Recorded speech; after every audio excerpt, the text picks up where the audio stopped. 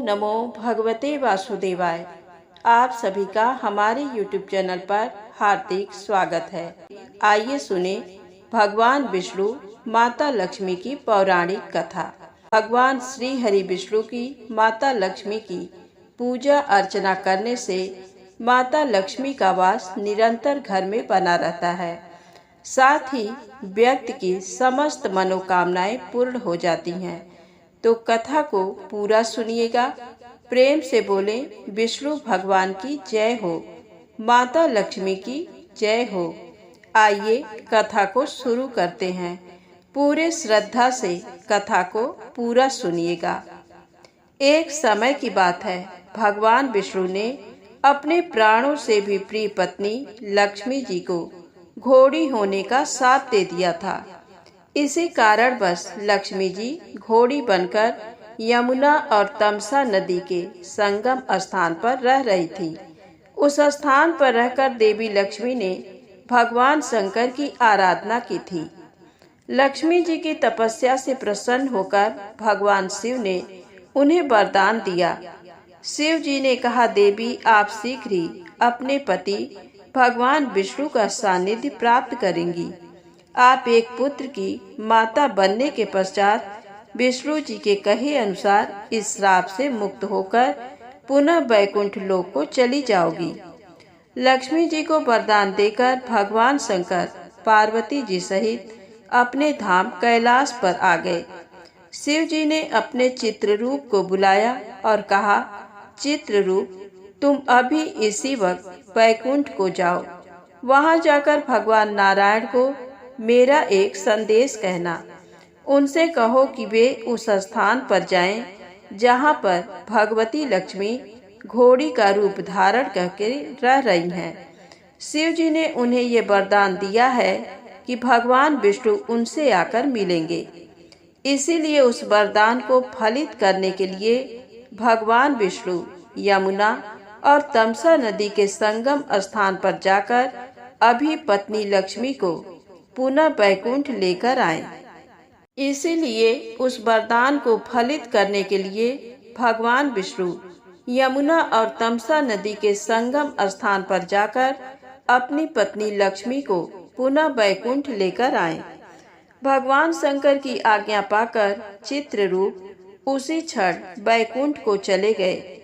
वहां भगवान विष्णु के भवन के पास पहुंचकर विष्णु जी के द्वारपाल जय और विजय से कहा, आप लोग अंदर जाकर भगवान विष्णु को ये सूचना दीजिए कि भगवान शिव के दूत चित्ररूप आपसे भेंट करने के लिए आए हैं।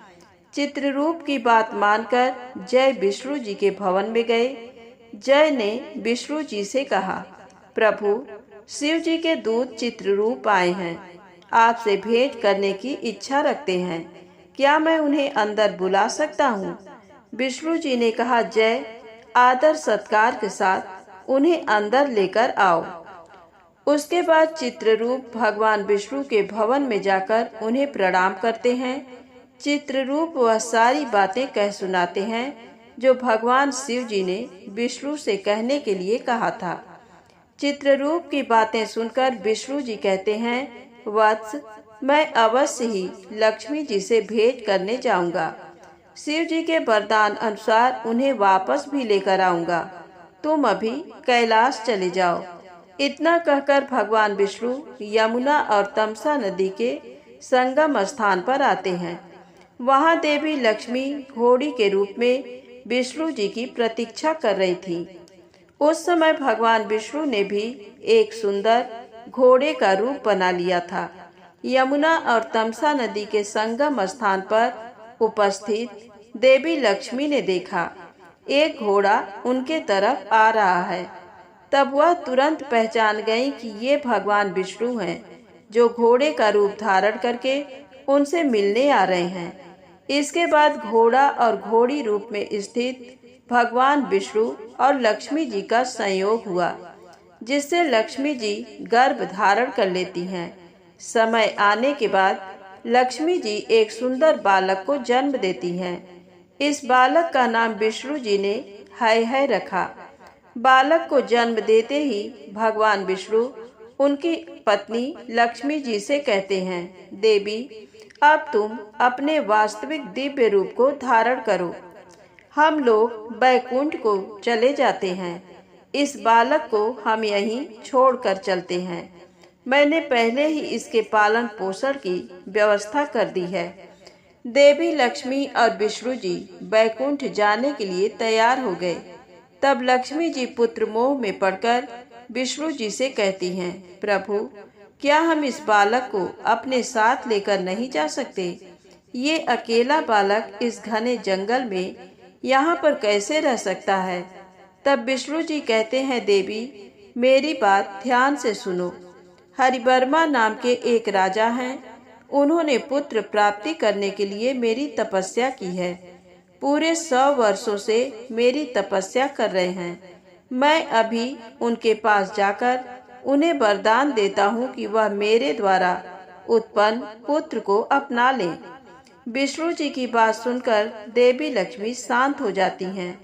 उसी क्षण विष्णु भगवान और लक्ष्मी दोनों ही उस स्थान पर जाते हैं जहाँ हरिवर्मा तपस्या कर रहे होते हैं।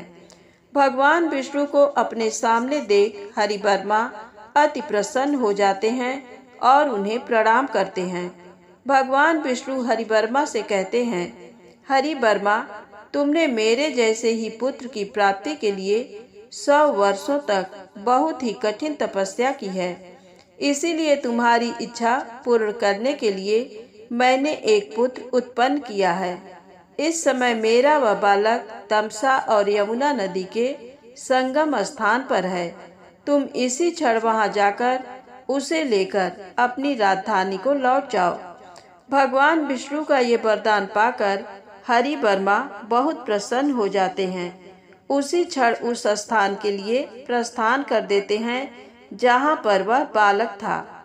इधर जहाँ यमुना और तमसा नदी के संगम स्थान पर वह बालक उपस्थित था, चंपक नाम के एक राजा अपनी पत्नी मदालसा के साथ आते हैं। बालक को देखते ही मदालसा के मन में उसे अपना पुत्र बनाने की इच्छा उत्पन्न हो जाती है। तब चंपक और मदालसा दोनों ही ये पूछने के लिए कि ये बालक किसका है, बालक को लेकर अपने विमान पर बैठकर इंद्र के पास जाते हैं।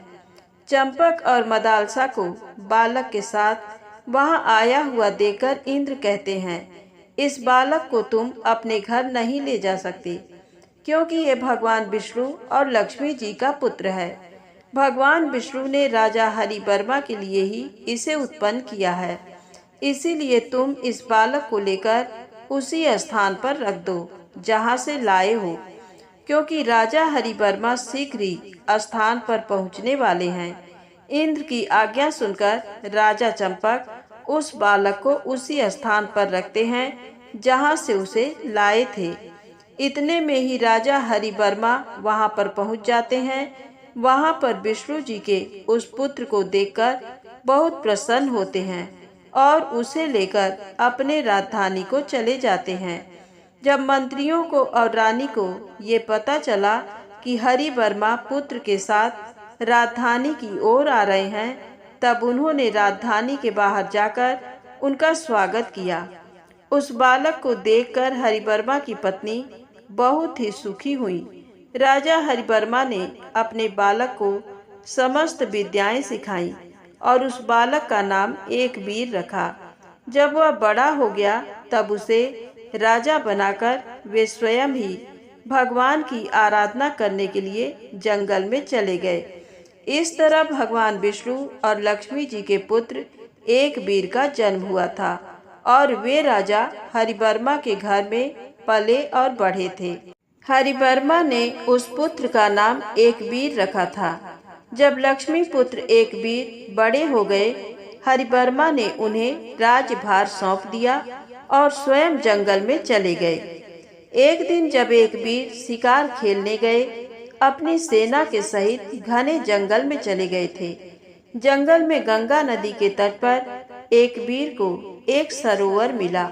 वह सरोवर अनेक प्रकार के कमल के फूलों से भरा था। एकवीर उस सरोवर के पास घूम रहे थे।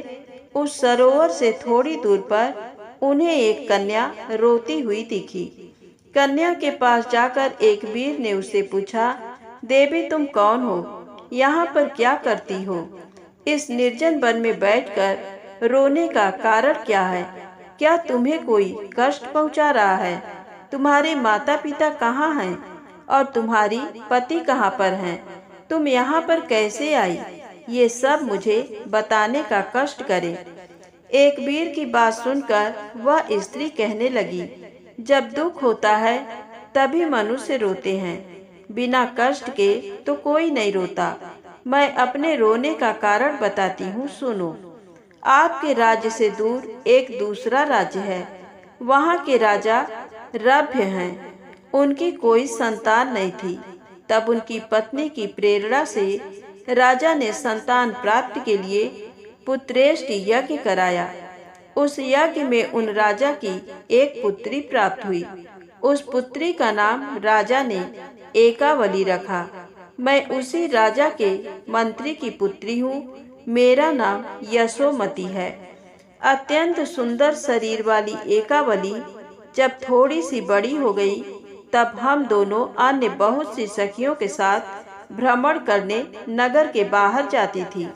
हमारे साथ रक्षा के लिए बहुत सारे सैनिक भी नियुक्त रहते थे।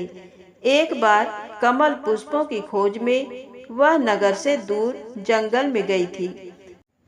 राजकुमारी एकावली को कमल पुष्पों से प्यार था। जहाँ कहीं भी कमल पुष्प दिख जाते वह उन्हीं में खो जाती। तब मैंने राजा से ये बात कही थी कि महाराज, आपकी पुत्री कमल पुष्पों के मोह में जंगल में बहुत दूर चली जाती है। इसे जंगली प्राणियों का अथवा दैत्यों का कोई भय नहीं होता। मेरी बात सुनकर राजा ने अपनी प्रिय पुत्री के लिए राजभवन में कमल से भरे हुए छोटे छोटे तालाब निर्मित करा दिए। राजा के इतना करने के बाद भी कभी कभी एकावली कमल पुष्पों की खोज में नगर से बाहर जाया करती थी। एक दिन सुबह हम लोग कमल पुष्पों की खोज में नगर से बाहर चले गए। हमारे साथ बहुत सारे सैनिक थे और बहुत सी सखियां भी थीं। कमल पुष्पों की खोज में हम लोग जंगल में बहुत दूर चले गए। वहाँ एक बहुत ही सुंदर सरोवर मिला। सैनिकों से दूर मैं और एकावली उस सरोवर में पुष्पों को देख रही थी। उसी समय वहाँ पर एक दैत्य आ गया जिसका नाम कालकेतु था। दिखने में वह बहुत ही भयानक था। उसकी आकृति अति विकराल थी। उसे देखकर मैंने अपने सखी एकावली से कहा, अब हमें सैनिकों के मध्य चले जाना चाहिए, क्योंकि ये दैत्य हमें कष्ट पहुंचा सकता है। एकावली मेरी बात मान गई और हम दोनों उसी क्षण सैनिकों के घेरे में चले गए। जब काल केतु की दृष्टि एकावली पर पड़ी, वह उस पर मोहित हो गया। इसके बाद वह एकावली की तरफ बढ़ने लगा। सैनिकों ने उसे रोकने का प्रयत्न किया, किंतु उसने सारे सैनिकों को मार डाला। एकावली का अपहरण करके उसके सारे सैनिकों सहित उसकी नगरी को चल पड़ा। उसका नगर पाताल लोक में था। मेरी सखी को देखकर मैं भी उसके पीछे पीछे चल पड़ी। मैंने उस दैत्य से कहा, मैं तुम्हारे साथ आने के लिए तैयार हूँ, परंतु तुम मेरी सखी को छोड़ दो। कालकेतु ने मेरी एक भी नहीं मानी। उसने मुझसे कहा, तुम राजकुमारी से कहो मुझसे शादी कर ले। मैंने उससे कहा, कालकेत, एकावली मेरी परम सखी है, मैं भला उसे ऐसे क्यों कहूँ? मैं जानती हूँ तुम उसके योग्य नहीं हो, इसीलिए तुम स्वयं ही अपनी बात उसके सामने रखो। मेरी बात सुनकर वह दैत्य एकावली से कहने लगा, राजकुमारी, मैं तुम पर मोहित हो गया हूँ। मैं तुमसे विवाह करना चाहता हूँ। मुझसे विवाह के बाद तुम मेरे इस राज्य की रानी बनकर सुख से अपना जीवन व्यतीत करो। इसीलिए तुम शीघ्र ही मुझसे विवाह करने के लिए मान जाओ। कालकेतु की बात सुनकर एकावली ने कहा, कालकेतु, मैंने पहले ही राजा एक वीर को अपना पति चुन लिया है। मेरे पिता भी उन्हीं से मेरा विवाह करना चाहते हैं। इसीलिए मुझसे विवाह करने का विचार मन से निकाल दो और मुझे अपने बंधन से मुक्त कर दो। यशोमती कहती है, एकावली की ये बात सुनकर कालकेत बहुत ही क्रोधित हो गया। उसने हम दोनों को कारागार में डाल दिया। अपनी सखी को वहीं छोड़कर मैं यहाँ पर आकर उस एकवीर नाम के राजा जो प्रतीक्षा कर रही हूँ और मेरी सखी की इस दशा के कारण रो रही हूँ। यशोमती की बात सुनकर एकवीर कहते हैं, देवी, इस संसार में एकवीर नाम का राजा एक ही है और वह मैं हूँ।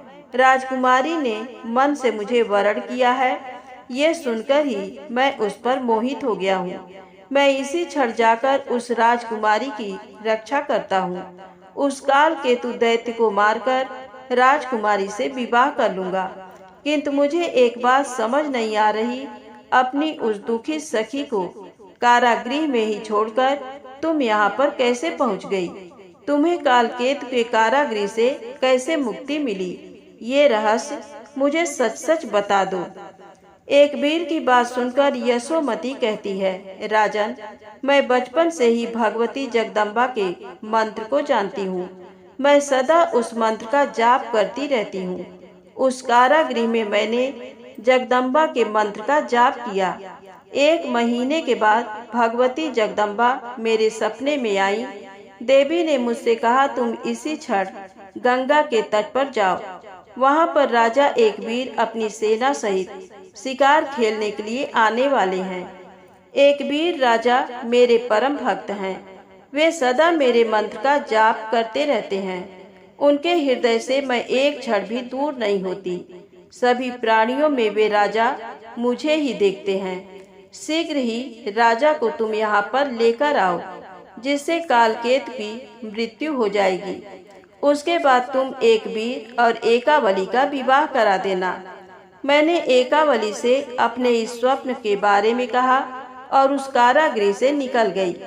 देवी की कृपा से मुझे कोई भी कहीं भी रोक नहीं सका। यशोमती की ये बात सुनकर एकवीर कालकेत की नगरी को जाने के लिए तैयार हो जाते हैं। वहां पहुंचने के बाद कालकेत और एकवीर में महाभयंकर युद्ध छिड़ जाता है। उस युद्ध में एकवीर कालकेत का अंत कर देते हैं।